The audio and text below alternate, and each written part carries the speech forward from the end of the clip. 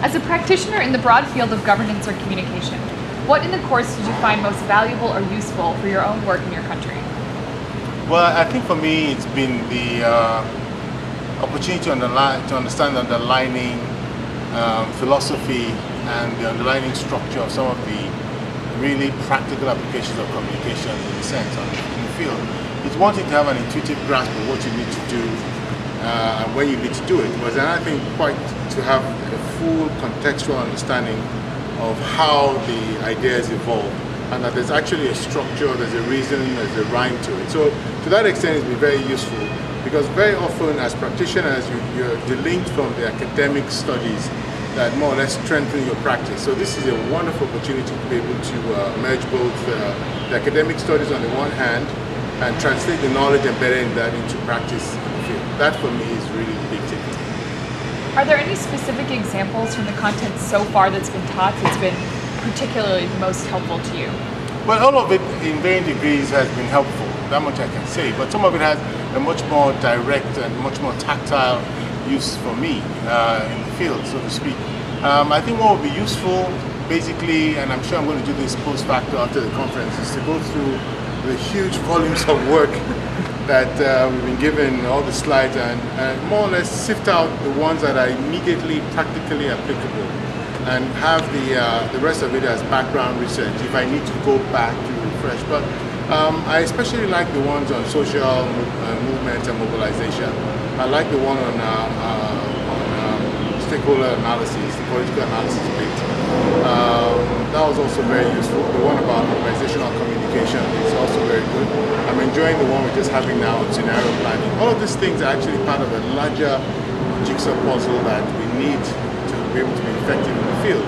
The thing now is for you to be able to construct your own picture of the jigsaw, drawing from the so many pieces that are being offered. So that really is the next chunk of work for me, to be able to reconstruct what is really, really relevant for me. And I have an idea about that too. Okay. What do you think is the value of learning from your peers? What have you learned from their other colleagues present? Well, the good thing about it was also, and that was also something I stated almost immediately, that somehow in the field you're not subjected to some kind of a peer review process, right? And I joke about it, it's great not being the smartest person in the room, you know, because basically you're coming in there to help solve a problem, and you designated the embodiment of the body of knowledge to solve that problem, which not all the time is true. So it's great to be able to have your own ideas and your own hypotheses challenged by your peers professionally, and also be able to have it tested against academic, some kind of academic provenance. Have you had any big aha moments in the course? Like light bulb went off and suddenly you understood something that you hadn't before?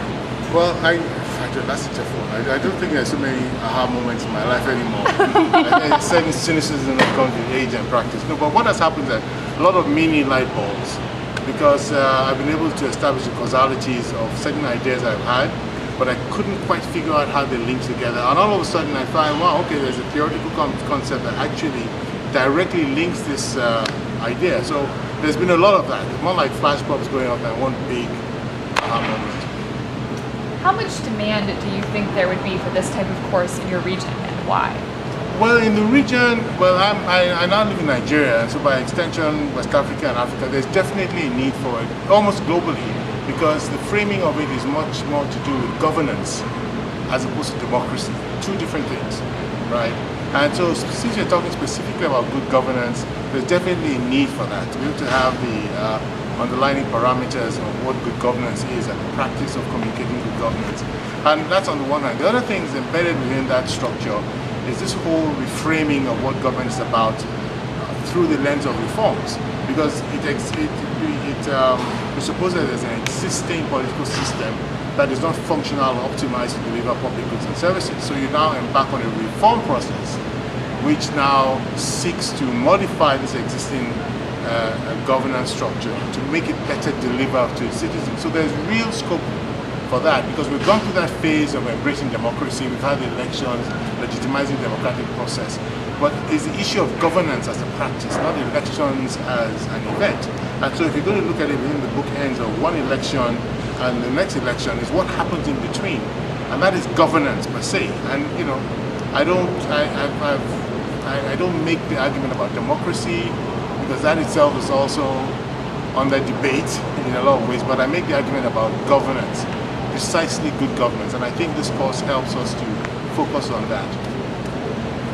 How do you see this program going forward so that it will address the capacity gaps in your region in terms of communication and governance? Well, I have an idea. What I was saying was, and I'm going to be discussing with people at Annenberg, is actually to create some, using technology, social media tools, is to create an app for practitioners.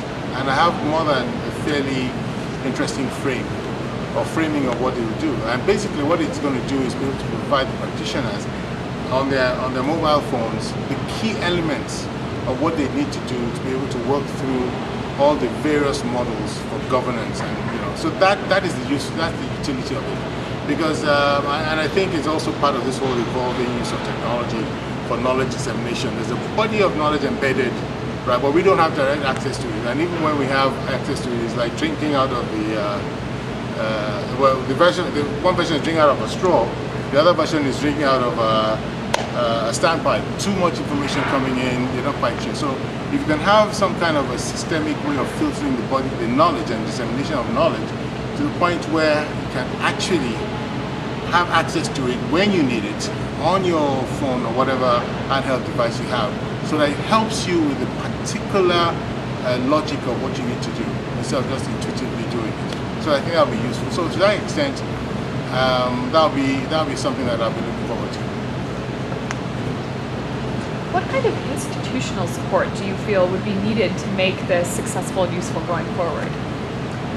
Institutional support, it'd be nice to be able to conduct perhaps a mini version of this elsewhere outside Annenberg, and you actually have like a dog and pony show that you take around.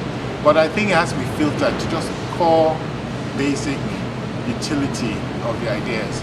So if you can evolve that successfully, you can take that with you elsewhere and then adapt it to suit the local condition. A lot of the ideas are universal in a sense, Western even more so, and they're legitimate frames of references. But for you to be able to get the kind of buy-in you require, people have to be able to see themselves in it and relate to it in situ, where they are. And so I think that is where the work is. Definitely a lot of work in translation, right? And as you know, a lot of things are lost in translation. But I think there's enough of a body of experience, a lot of expertise work that would enable you to make that conversion so that I can use information and the knowledge, not just information, actually knowledge, right? Where I need to use it on the field in real time, and it's always accessible. If there's one thing you think this program should focus on, what would it be? There's one thing, wow, that's the tough one. The one thing is to focus on. Maybe Sorry. Hold on. It looks like they're going. We've got a whole bunch of trees.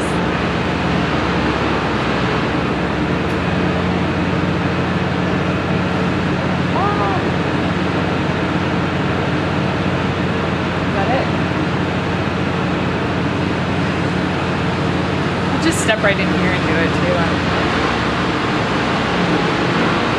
Are they going to be there for a while? That's what we're worried about. Step inside.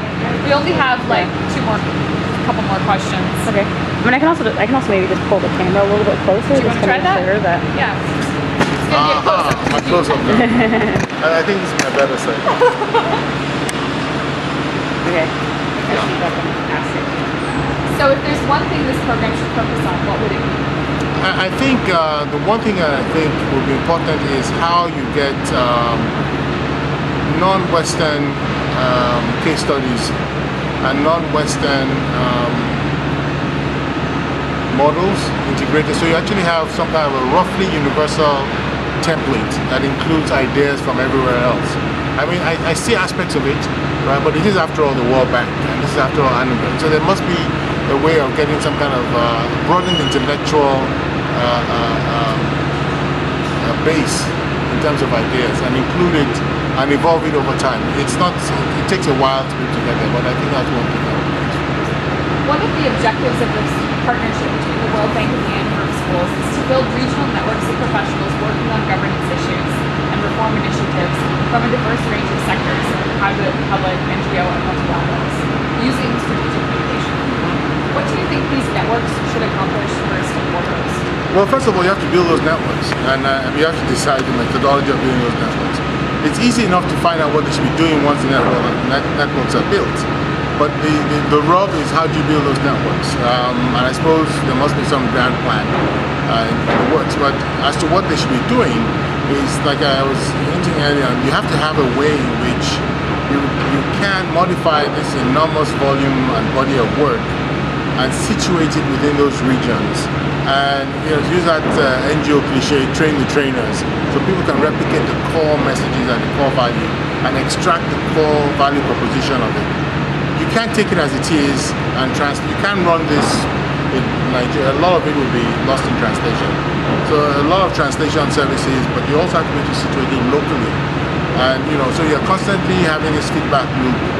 You have a sense of what is going on in those respective areas, and you tailor the programs to suit local conditions in time, so that there's a constant relevance.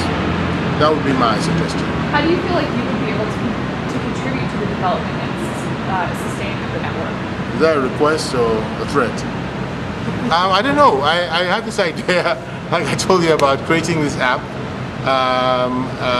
in some kind of a collaborative fashion that would also involve 3 key stakeholders, basically the practitioners, all the people who are part of this growing network, academia, the people who have all the theoretical framework, and possibly the World Bank itself, because it has the global reach. And embedded there, the glue that will hold this together will obviously be technology, social media technology. So if that is an idea that is worth pursuing, then I'll be interested, because I think there must be something.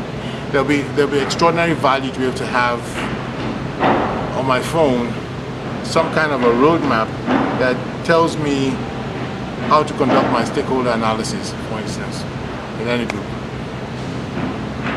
Great. Thank you. Thank you so Okay? much. That was wonderful. Okay.